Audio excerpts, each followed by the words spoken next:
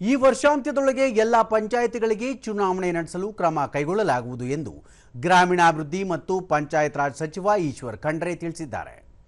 ಬೆಂಗಳೂರಿನಲ್ಲಿ ನಿನ್ನೆ ಇಲಾಖೆಯ ಉನ್ನತಾಧಿಕಾರಿಗಳೊಂದಿಗೆ ಪರಿಚಯಾತ್ಮಕ ಸಭೆ ನಡೆಸಿದ ಬಳಿಕ ಅವರು ಮುಂದಿನ 8 ವಾರಗಳಲ್ಲಿ ಕ್ಷೇತ್ರ ಪುನರ್ವಿಂಗಡಣೆ ಕಾರ್ಯ ಹಾಗೂ ಮೀಸಲಾತಿ ಪ್ರಕ್ರಿಯೆ ಪೂರ್ಣಗೊಳಿಸಲಾಗುವುದು.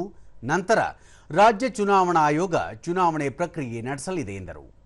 ಅಲ್ಲದೆ ಗ್ರಾಮೀಣಾಭಿವೃದ್ಧಿ ಮತ್ತು ಪಂಚಾಯತ್ ರಾಜ್ ಇಲಾಖೆಯಲ್ಲಿ 25,540 ಮಂಜೂರಾದ ಹುದ್ದೆಗಳಿದ್ದು, ಈ ಪೈಕಿ ಖಾಲಿ ಇರುವ 8,770 ಹುದ್ದೆಯ ಪೈಕಿ 4,000 ಹುದ್ದೆಗಳ ಭರ್ತಿಗೆ ಕ್ರಮ ಕೈಗೊಳ್ಳಲಾಗುವುದು ಎಂದು ಹೇಳಿದರು.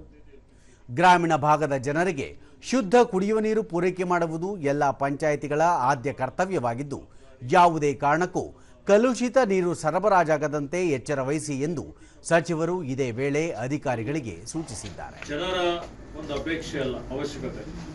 ಜನರ ಅವಶ್ಯಕತೆ ಏನಿದೆ ಆಯಾ ಸರ್ಕಾರಗಳ ಜವಾಬ್ದಾರಿ ಇರ್ತದೆ, ಅದನ್ನು ಪೂರೈಕೆ ಮಾಡುವಂಥದ್ದು. ಹೀಗಾಗಿ ಶುದ್ಧ ನೀರು, ಕುಡಿಯುವ ನೀರು ಕೊಡುವಂಥದ್ದು ಇವತ್ತು ನಮ್ಮ ಜವಾಬ್ದಾರಿ ಇದೆ.